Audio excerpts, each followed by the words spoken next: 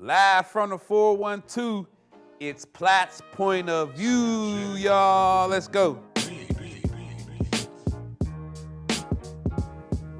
Hey, what's up, everybody? I'm Platt, and welcome to another episode of Platts Point of View, where I give you my opinions on sports locally and nationally. I'll honor the old school and new school in our old school, new school segment. I'll also tell you about a few high school kids who are balling out in our high school spotlight. And later on, I'll let you know who needs to turn up and get lit. Now let's get started. The Pittsburgh Penguins.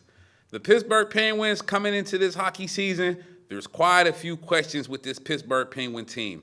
From the health of Sid Crosby, Geno Malkin, to depth issues following the departures of Jared McCann and Brandon Tanev.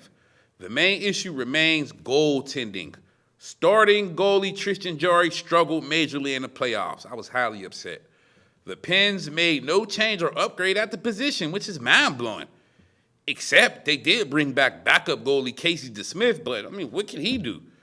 Keep an eye out on Pens defenseman Pierre-Olivier Joseph, a player the Pens are very high on this season. He was part of the Phil Kessel trade. Pittsburgh Pens core players, though, like Sid Crosby, Malkin, and Letang, are still playing at a high level, but aren't getting any younger. The window's starting to close.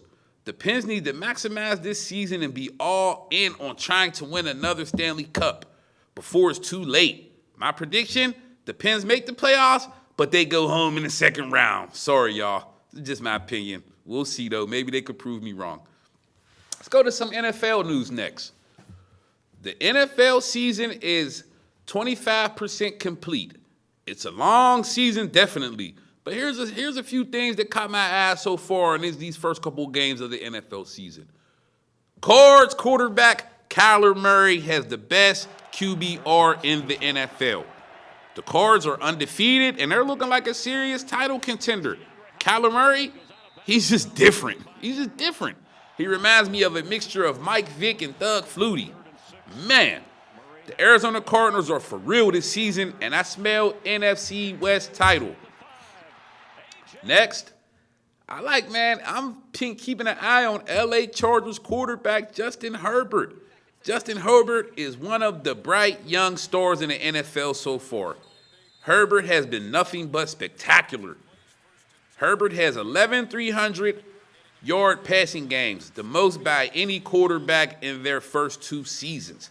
The LA Chargers and Justin Herbert are coming. I'm telling you. Next, Steelers wide receiver Juju Smith-Schuster is done for the season after a shoulder injury suffered against the Denver Broncos. So you know what that means? Other receivers like Cody White, James Washington, Ray McLeod, and newly signed wide receiver Anthony Miller must step up. Another guy, Dallas cornerback Trayvon Diggs. Diggs is leading the NFL in enters. He's getting one every game so far this season, locking down all wide receivers. Sooner or later, quarterbacks will think twice on the Diggs side. Trayvon Diggs is tied for the most enters through 5 games and just 1 game away from tying the record for most games with a enter to begin a season. Diggs is a straight ball hawk, reminding me of Everson Walls back in the day. Few rookies that have caught my eye so far this season. Let's start with wide receiver Jamar Chase out of the Cincinnati Bengals. After having butterfingers in the preseason, Chase has been destroying cornerbacks on a weekly basis so far. Him and Joe Burrow seem to have a great chemistry and a knack for big plays. Chase has a different gear when the ball's in the air, especially on go routes. Chase, man, Another guy, linebacker Micah Parsons for the Dallas Cowboys. Parsons is just an animal. He can do it all, but I love him as a pass rusher. Micah Parsons. Another guy, wide receiver Rondale Moore for the Cardinals. Moore can flat out fly. He's very explosive. He's a baller, and he seems like the perfect fit in the Arizona Cardinals air raid offense. He was tough coming out of Purdue, man, if you know football. Another guy, cornerback Patrick Surtain Jr. for the Denver Broncos. Surtain Jr. has been as good as advertised. He has speed, ball awareness, and very good instincts. He should be an elite corner for many, many years. He's tough. Another guy, offensive tackle, got to get a lineman some love. Rookie offensive tackle Rashawn Slater for the Chargers. This young, talented offensive tackle out of Northwestern is playing at a high level this season. Slater has very good technique. His pass blocking has been solid, but it's his run blocking that's been even more impressive, and the Chargers love it. Let's shift gears to some college football news. The Cincinnati Bearcats are a team to watch. The Bearcats recently moved up to number 4 in the USA Today college poll. It's the first time a Group 5 team has made the top 4 of a major poll. The first time in the college football era. Cincinnati has won 23 straight home games. Quarterback Desmond Ridder is the man. One of the best quarterbacks in the nation.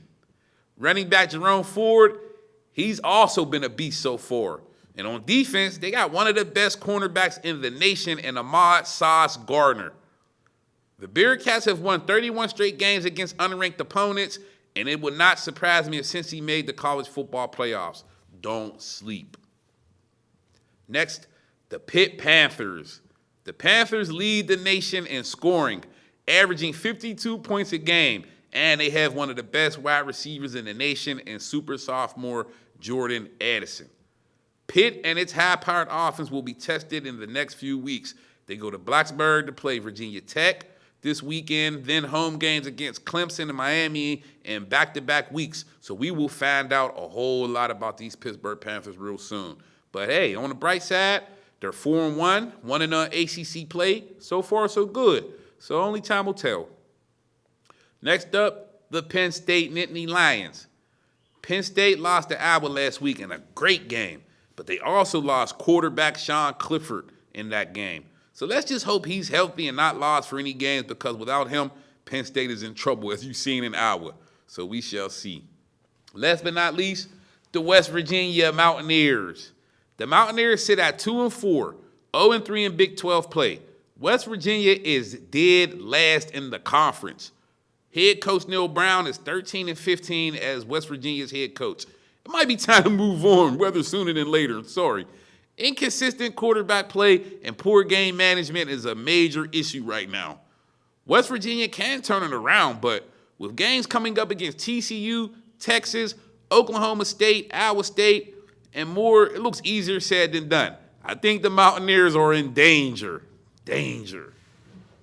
Let's go to our NFL draft profile. Safety, Smoke Monday. 6'2", 208 pounds, 4.5 speed out of Auburn. Do not play around with Mr. Monday or you will get smoked. I'm telling you. Smoke Monday had a breakout season last year with 73 tackles, 2 enters, 3 passes defended, 1 sack, and 1 forced fumble. He's been pretty steady so far this season, destroying wide receivers and showcasing his cover skills. Most scouts project Monday as a free safety, but with his size and tackling ability, he could wind up being a combo safety capable of playing free safety or strong safety. Smoke Monday is a dog. Pay attention when you watch Auburn. Now let's go to the old school, new school segment. Old school, new school, youngest take notice. Old school, new school, youngest take notice. Old school, new school, youngest take notice. Old school, new school, y'all. We're going to start with old school. Sam Mills, 5'9", 235-pound middle linebacker. Mills, who played 12 seasons in the NFL and also 3 seasons in the USFL with the Philadelphia Stars, and he won 2 championships. Mills is a 5-time Pro Bowler, first-team All-Pro, 2-time second-team All-Pro, 3-time All-USFL, and he's part of the USFL All-Time Team. The Carolina Panthers retired his number 51, and he's part of the Carolina Panthers Hall of Honor. The New Orleans Saints, he's part of their Hall of Fame too. His career stats, 1,319 tackles, 20.5 sacks, 11 enters, 4 defensive touchdowns. Mills went to Montclair State, and he made the team as a walk-on. He's Montclair State's all-time leader in career tackles. Sam Mills was a straight tackling machine, but at 5'9", many people didn't believe in him. Mills is considered one of the best players in USFL history, along with Reggie White.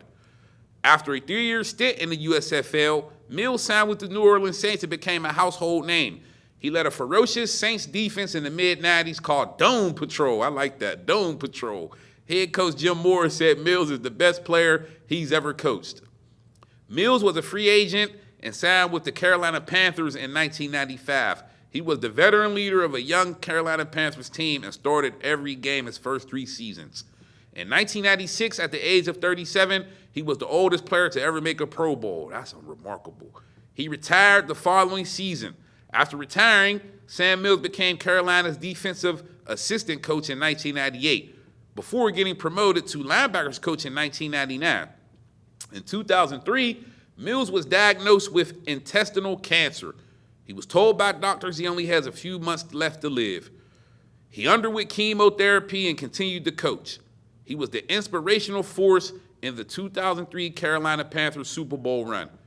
Sam Mills continued to coach until he died on April 18, 2005. He died from cancer. Sam Mills. Rest in peace to the legend, Sam Mills. Man. New school, Jalen Duran, center, 6'10", 240-pound freshman. He will be playing basketball for the Memphis Tigers and Penny Hardaway in the game this coming season. Jalen Duran is a 5-star recruit, the #1 recruit in the 2022 basketball class. He will be playing at Memphis, like I said, this upcoming season because he reclassified from the 2022 class to the 2021 class. He originally attended Roman Catholic, that's a powerhouse high school in Philly, to start his high school hoops career. Then he transferred to Montverde Academy, that's where Kay Cunningham went, for his junior season. Duran is a very, very explosive physical athlete. He's very efficient around the basket. He's a beast in the low post, pretty much dunking anything close to the hoop or throwing a crazy finesse move. He's a great rebounder. He's a pretty good shot blocker. Duran looks like the real deal and should provide instant impact for head coach Penny Hardaway and the Memphis Tigers. Look out. A lot of guys are comparing him to Bam Adebayo. I kind of see that, so we shall see. So we're going to debut the new topic today. It's called Mark My Words. Mark my words. Mark my words. Mark my words. Grizzly point guard Ja Morant will be an NBA All-Star this season. He was fantastic in his NBA playoff series debut, averaging 30 points a game and 8 assists. At just 22 years old, if he gets improved three-point shooting, it's going to make Ja Morant unguardable, given his athleticism and superb passing ability. Ja Morant is already a borderline All-Star. This year, he'll be an NBA All-Star. Mark my words. AL MVP will be Angels' Shohei Ohtani. This past season, he had a batting average of .257, 46 home runs, and 100 RBIs with 26 stolen bases. Ohtani was also an ace on the mound, too. He had a 3.18 ERA. He had 9 wins and 2 losses, 156 strikeouts, and 130 innings. And he performed like a slugger every game as a batter. Remarkable. This guy's just different. The NL MVP will be Juan Soto, outfielder of the Washington Nationals. He batted .313. He had 29 home runs, 95 RBIs, 9 stolen bases. Soto is the best hitter in baseball, period. No debate. He's just the best hitter in baseball. Soto's tough. Mark my words. The Memphis Tigers will be the most exciting team to watch in college basketball this season. Top recruits Jalen Duran, who I just talked about, and Amani Bates, mixed in with upperclassmen like sharpshooting 2-guard Lester Quiones and a host of other quality players and high-profile recruits. The Memphis Tigers will have everyone talking by season's end. Mark my words. Carolina wide receiver DJ Moore will be a Pro Bowler this season, and he will have over 1,000 yards receiving. DJ Moore is the NFL's best-kept secret at wide receiver. All he's done since entering the NFL in 2018 is destroy defensive backs with his short area quickness, speed, route running, and high football IQ. DJ Moore. Let's go to our high school spotlight. You're talking about defensive tackle Sean Fitzsimmons out of Central Valley. He's about 6'3". He's a senior, 274 pounds. He's a Pitt recruit. In 2020, Fitzsimmons had 18 sacks, 51 solo tackles, 112 total tackles, 1 forced fumble, and 48 quarterback hurries. Fitzsimmons was a key contributor on a Central Valley team that went undefeated and won a state title last season. Fitzsimmons committed to Pitt this past April. He had over 15 offers. Fitzsimmons is currently balling out of control his senior season. He's second in the state with 17 tackles for loss. He also has a 3.8 grade point average, so he gets the job done in the classroom too. That's great. His head coach, Mark Lyons, says Fitzsimmons is a leader on and off the field and sets a high bar for teammates and himself. Scouts and opposing coaches rave about Fitzsimmons' potential in defensive dominance. The Pitt Panthers, you getting a baller. I hope y'all unleash him, man. Come on there, doozy. This upcoming high school hoop season, look out for Ashley Connor. She's a senior out of Mount Lebanon High School. Connor is a 5'10 guard who averaged 22 points per game last season and led her team to the WPIAL 6A semifinals last season. Connor had offers from Xavier, LaSalle, Cleveland State, Northeastern, and a few other mid-major Division I programs. Connor is a two-time All-State selection, a 3-year starter, and she has over 1,000 points in her career. In late August, Ashley Connor committed to the University of St. Louis. Larry Hughes went there. St. Louis plays in the Atlantic 10 Conference. I'll be checking her out. And how about McKeesport Jr. running back safety Bobby Boyd Jr., man? 5'8", 170. So far this season, he has 74 carries for about over 750 yards. He averages 8 yards per carry. He has probably got more touchdowns than 8 now. They played recently, and he had another good game. Boyd Jr. has been one of the standouts on the gridiron in high school football this season. He only needed 8 carries to run for 187 yards and 3 touchdowns earlier this season against Baldwin. Boyd is also a tackling machine as a safety, too. He's been balling all season and should be one of the best senior running backs next season. Shout out to the Boyd family. Y'all got a baller, man. Yeah. Now let's turn up and get lit. Turn up and get lit. It's time to turn up and get lit, man, for real. Turn up and get lit. Steelers wide receiver James Washington. Earlier this season, there were a lot of trade rumors regarding you. Rumors you wanted a bigger role in the offense. Well, guess what? With Juju out for the season, with a shoulder injury, here's your chance, buddy. I was always a big fan of yours since your Oklahoma State days when Mason Rudolph used to throw you dimes. And I think you've been solid so far in your NFL career. But now this is your time to shine and show everyone you're a pretty good wide receiver when given opportunities. James Washington, it's time to turn up and get lit. Show us that deep speed, ball tracking, and combat catches you've been known for. Let's go, James Washington. I'm rooting for you, man. And that'll about do it for another episode of Platts Point of View. We'll see you next time. Have a good one. CJ on the